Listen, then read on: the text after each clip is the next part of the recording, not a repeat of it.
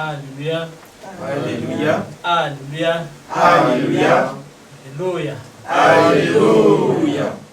Chers frères et sœurs, dans le Seigneur Jésus-Christ, notre joie est grande, immense, de parler de notre Église encore ce soir et des multiples événements qui se déroulent dans notre Église. Je veux citer la fête de moisson, plus particulièrement la sanctification pendant la fête de moisson.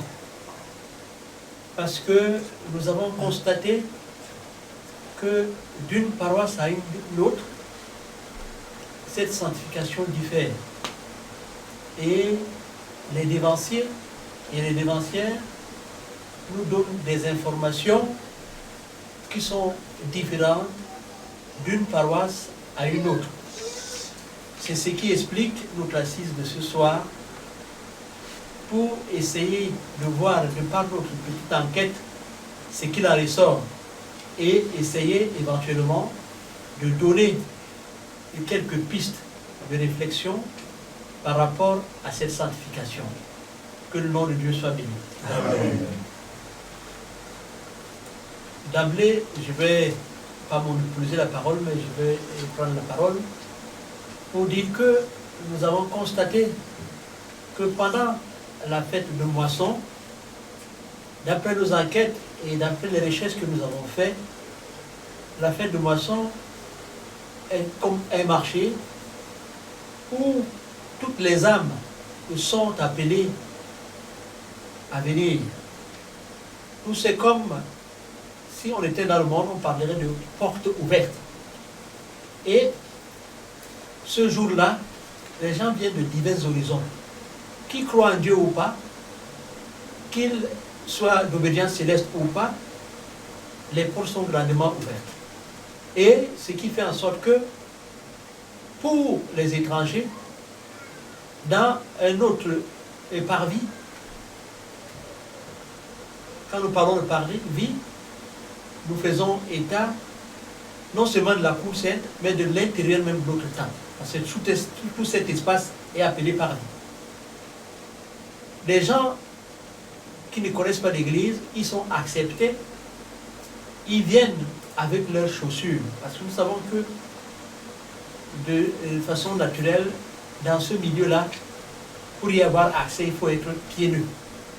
Mais ce jour-là, ceux qui ne connaissent pas l'Église, on les accepte même avec leurs chaussures. Ils peuvent même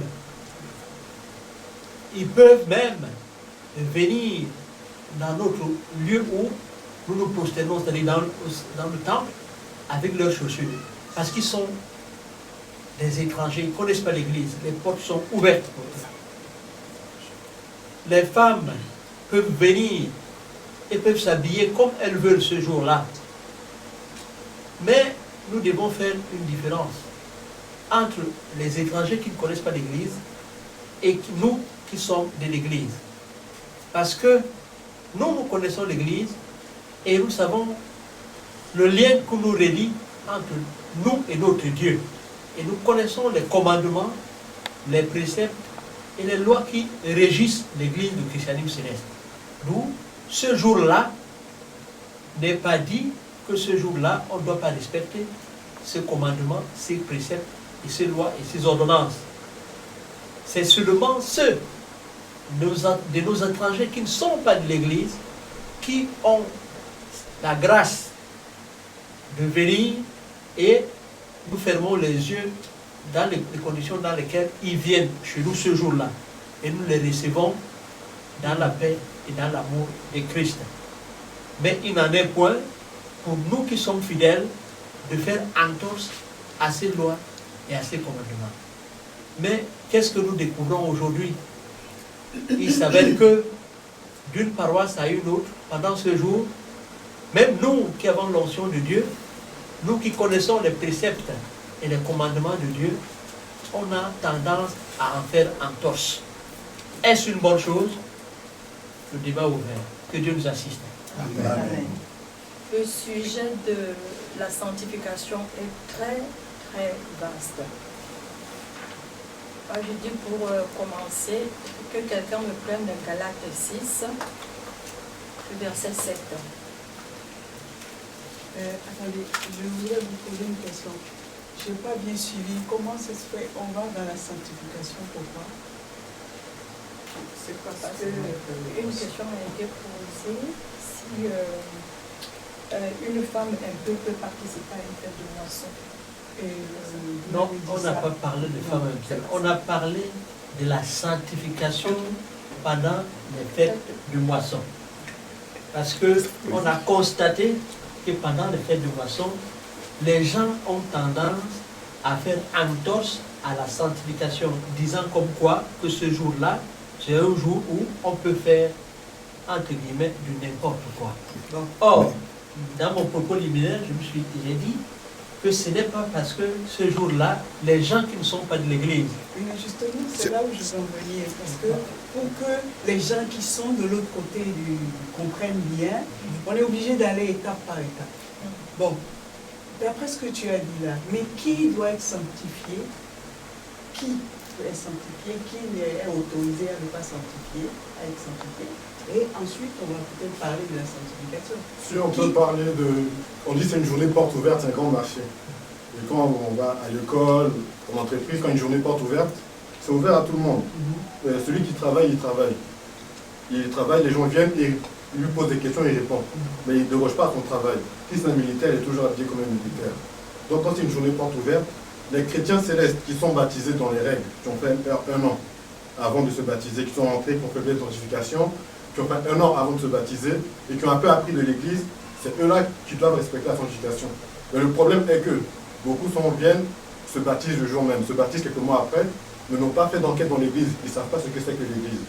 Donc, pour eux, c'est dur de comprendre la règle de la sanctification, ils ne savent pas c'est quoi. C'est ça le problème qui est maintenant dans l'Église. Alors que si on respecte la sanctification, si on apprend à connaître l'Église même, comme nous on vient, on apprend à savoir ce qu'il faut faire, ce qu'il ne faut pas faire, quand une journée porte ouverte, on peut accueillir tout le monde.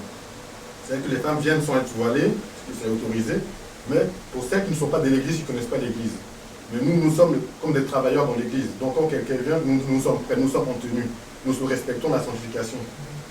Et c'est ça justement le truc. C'est une journée porte ouverte. Ce n'est pas une porte ouverte pour que toi qui es baptisé, tu puisses aller au temple sans respecter les recommandations que Dieu a données. Moi, je pense que le point clé de notre discussion, c'est-à-dire on met la différence entre, c'est-à-dire on ne peut pas parler des, c'est-à-dire ceux qui ne sont pas célestes. Nous, on veut parler de ceux qui sont célestes, et puis dans la fête de moisson, elles sont impures et qu'elles viennent dans le temple. C'est de là qu'il faut mettre le point. Parce qu'il y a des chrétiens célestes, ils sont impurs, mais puisqu'ils ont dit que c'est la fête de moisson, et ils viennent dans le temple. C'est ça qu'il faut expliquer aux gens. Nous qui sommes chrétiens célestes, comme le président a dit, nous qui sommes chrétiens célestes, toi tu connais, tu as pris ton baptême, ton onction, et que le jour de la fête de moisson, est-ce qu'il est bon de venir au temple? C'est cette discussion qu'il faut faire comprendre aux gens qui sont dans l'église. D'accord. Et moi, je ne coupe pas la parole, mais je commencerai par la tête. Parce que, par exemple, quand tu dis, les gens ne savent pas, oui, parce qu'ils ont eu leur baptême quelques jours après. Mais moi, je commencerai par la tête. Qui fait la fête de moisson? Qui va la conduire? C'est le chargé. C'est le chargé d'une paroisse. Et quelle est la sanctification? Si on veut parler de sanctification, quel est l'état d'esprit de ce chargé? Commençons déjà par là. Parce qu'on ne peut pas parler de la sanctification des fidèles si le chargé lui-même leur dit, ben écoutez, ce jour-là, vous inquiétez pas à venir. Vous comprenez ce que je veux dire? Parce que ça, c'est très important. Avant d'en arriver aux fidèles, le chargé, qui est celui qui est le pasteur du jour, là, qui a les brebis et dont il s'occupe dans sa paroisse. Mais quel est son état? Comment il doit être? Et là, ensuite, on va descendre, vous allez voir qu'il y a beaucoup qui ne savent pas, et c'est pour ça qu'ils viennent comme ça. Mais si, dans votre paroisse, par exemple, il y a une fête de moisson, et une de nos sœurs nous dit, ah, vous savez, moi, comme c'est le jour de la fête de moisson, je vais venir. Je suis sûr que certains d'entre vous ici vont lui dire, non, reste chez toi, sinon. Oui, c'est ça. Donc, la sanctification dont nous voulons parler, commençons là-haut. Alléluia. Alléluia. Alléluia. Alléluia. Alléluia. Alléluia. J'ai bien suivi l'exposé du président. En fait, même dans une discussion comme celle-ci, à mon avis, il faut établir un ordre de présentation de la chose. Sinon, on va devant, on revient derrière. Ceux qui nous écoutent ne comprendront pas ce que nous disons. Aussi, comme il a dit, moi je pense qu'il ne faut pas déjà franchir le cap des personnes qui ne sont pas célestes. Je pense qu'il faut d'abord un objectif et faire comprendre aux gens. Quand ceux-là viennent à l'église, où est leur place? Est-ce qu'ils sont autorisés à aller au grand hôtel? On n'en a pas parlé. Est-ce qu'ils restent au parvis ou ailleurs? Quelles sont les ouvertures qu'ils leur donnent? C'est vrai que c'est une porte ouverte, un grand marché, c'est vrai, mais un grand marché discipliné, puisque c'est toujours le temple. Le grand marché ne ôte pas le qualificatif de temple. Donc, celui qui vient d'arriver, qui ne connaît pas l'église, un protestant, a-t-il le droit d'aller au grand hôtel parce qu'il est nouvellement venu ou parce qu'il ne connaît pas nos mœurs? Il faudra éclaircir cette position parce qu'on a eu affaire à cela. Et cette invitation avait été faite par moi, un pasteur protestant. Le pasteur protestant est venu et il y avait tergiversation entre le faire asseoir parmi le peuple ou l'envoyer au grand hôtel puisqu'il était pasteur. Celui qui a un éclairage dessus, qu'il intervienne. Alléluia. Alléluia. Alléluia. Alléluia. Alléluia. Alléluia. L'église du christianisme céleste a des règles. Et ces règles, nul ne peut les piétiner. Même si c'est le jour de porte ouverte comme on parle, la fête de moisson, cela ne voudrait pas dire que le jour de la fête de moisson, on fait table rase de nos lois. D'ailleurs, nous parlons de la sanctification. De surcroît, s'il faille parler de ce qui se passe à l'intérieur du temple. Parce que dans l'église céleste, quand nous regardons dans la configuration de notre temple, nous avons une délimitation. En haut, n'ont accès que ceux, bien sûr les hommes, pas de femmes, ceux des hommes qui ont des onctions et qui sont habilités à monter pour œuvrer pour le nom de notre Dieu. D'où quelqu'un, qu'il soit pape, qu'il soit n'importe qui, quel que soit son rang, même si il est une autorité dans une autre obédience, à partir du moment où il vient chez nous, bien sûr, on peut lui donner une place qui est devant, mais il ne doit pas dépasser la ligne de démarcation. Parce que nous n'avons accès que ceux qui ont l'onction dans l'église chrétienne céleste. L'église d'âme céleste, c'est une église à part, qui est totalement différente des autres, des autres congrégations. Nous, c'est comme ça que les choses doivent se passer. Ce jour-là, nos invités qui ne sont pas célestes, quel que soit le rang qu'ils peuvent avoir ailleurs, ne peuvent pas dépasser cette démarcation. C'est ce que je pense. Comme ce sont des autorités, par respect, on peut leur donner une place parmi, du côté des hommes. Avant la démarcation, on peut le faire asseoir, mais on ne peut pas le faire traverser. Et ce lieu, aller dans le Saint des Saints. Donc, parce qu'on a dit que ce jour-là, les gens peuvent entrer avec les chaussures. On ne peut pas les laisser aller jusqu'au niveau des Saints, parce qu'on dit Saint des Saints. Ça veut dire que c'est autre chose qui est là-bas. Il ne peut pas aller là.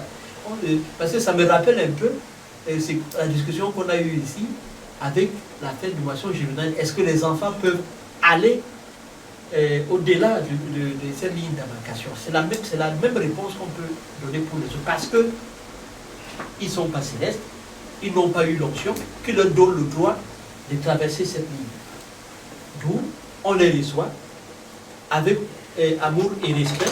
On leur donne des positions, bien sûr, de respect, mais ils ne peuvent pas aller au-delà.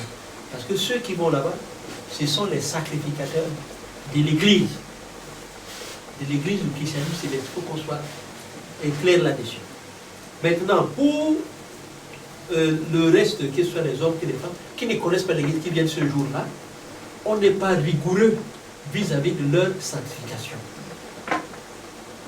Par amour, ceux qui peuvent inviter, ils peuvent, si par exemple moi je veux inviter quelqu'un, je peux le faire comprendre que, attention, moi dans mon église, la sanctification c'est comme ceci, c'est comme ceci. Je me serai déchargé. Maintenant c'est à son âme et conscience si la personne respecte ou pas. Ce jour-là, je parle du jour de la fête de moisson. Parce qu'il y a des gens, on ne sait pas dans quel état ils vont venir ce jour-là. Mais Dieu leur permet de venir pour voir, peut-être parce que ce jour-là, il va voir peut-être la chorale faire sa prestation, les paroles qui vont sortir dedans peuvent toucher son cœur et dire, moi je veux entrer dans cette église. Ou bien, la prédication du jour, Dieu peut lui parler d'une manière comme d'une autre. Nous, c'est une porte ouverte pour tout le monde. Mais par contre, ce que nous sommes en train de dire, parce qu'il y a un esprit bizarre qui est en train d'entrer dans le cœur de certains célèbres, qui voudraient que ce jour-là, même nous chrétiens célèbres qui connaissons ce que c'est que la sanctification, c'est-à-dire que nous savons que pour ceux qui ont leur partenaire dans la paroisse, pour mettre pied à la paroisse, il faut avoir respecté 72 heures. D'où ce jour-là, il y a des gens qui ont tendance à ne pas respecter, par exemple, ce type de règles. Il y a un certain nombre de préalables que nous devons respecter. Ce jour-là, on ne doit pas piétiner cela. On doit qu'il y ait fait de moisson ou pas, le chrétien doit se sanctifier. Voilà comment d'où alors l'autorité de quelqu'un qui s'occupe du chargé. C'est lui la tête qui doit lui-même être sanctifié dans sa tête et connaître ces règles-là. Parce que sinon, si le chargé n'est pas sanctifié, j'insiste là-dessus parce que les différentes questions qui ont été posées, c'est que c'est le chargé qui invite les gens à venir. Et les célestes aussi. Donc la sanctification dont nous parlons commence déjà par le chargé de paroisse qui doit connaître un certain nombre de règles pour savoir qui et où les gens doivent se placer. Vous comprenez ce que je veux dire? Donc, la tête de la hiérarchie, il ne faut pas oublier ça, hein, parce que si quelqu'un, par exemple, n'est pas dans les normes et que le chargé lui dit mais viens, ce n'est pas grave parce que voilà, viens parce que il faut que toi tu as besoin de faire ça, on a au niveau de la cuisine, on a besoin de toi, au niveau de telle chose, on a besoin. Et si le chargé a dit, il y en a qui peuvent dire mais comme c'est mon chargé, il m'a dit de venir, donc je vais y aller.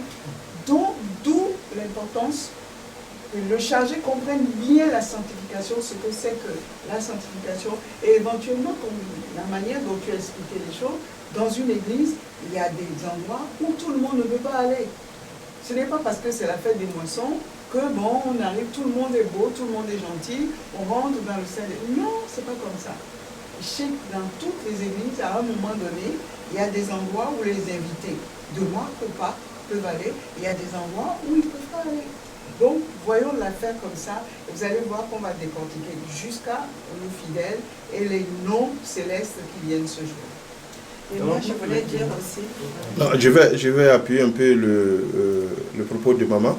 Comme elle vient de dire, c'est vraiment nécessaire pour les charger. Même aujourd'hui où nous sommes en train de parler, il y a une fête de moisson qui est en train de passer. Et il y a une sœur qui était impure, enfin qui est impure, et son chargé l'oblige de venir à la paroisse. Et ils ont appelé papa Lévi et maman Lévi.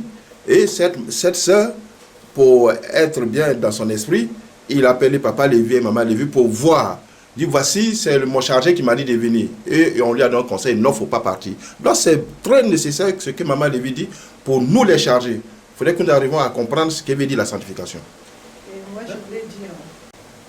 Justement, sur ce point, la distinction entre un homme chrétien céleste et un chrétien, j'allais poursuivre en faisant aussi la différence entre le chrétien d'abord, maintenant puisque nous avons éliminé le côté non chrétien. Je connais aussi un cas où une femme céleste, dans le cadre de ce que tu présentais, ce jour-là, elle était impure. Bon, alors, je suis intervenu pour lui dire, ce jour-là, il ne faut pas mettre bien, puisque tu as l'onction de l'Église céleste. Ce n'est pas parce qu'aujourd'hui tu t'habilles non en blanc, mais en habit civil, que tu te ressembles avec un nom céleste. Tu as une onction, tu dois la respecter. Tu ne peux pas mettre le pied dans l'église ce jour-là. Bon, ma parole n'avait pas vraiment eu d'effet pour cette personne-là. Malheureusement, cette personne est allée chez un autre chargé qui l'a invité officiellement et a même partagé les boissons ce jour-là. Non seulement les boissons simples, mais alcoolisées. C'était un scandale que j'avais promis de rapporter chez les supérieurs. Bon, mais la chose n'étant pas poursuivie à l'époque avec rigueur, cela est passé comme ça sous silence. Donc, après ce que j'entends le président dire, que même ce jour-là, que tu sois en habit civil, tant que tu as obtenu une pension, tu n'es pas dans les conditions, l'église pour toi, c'est une douche. C'est ça. Voilà.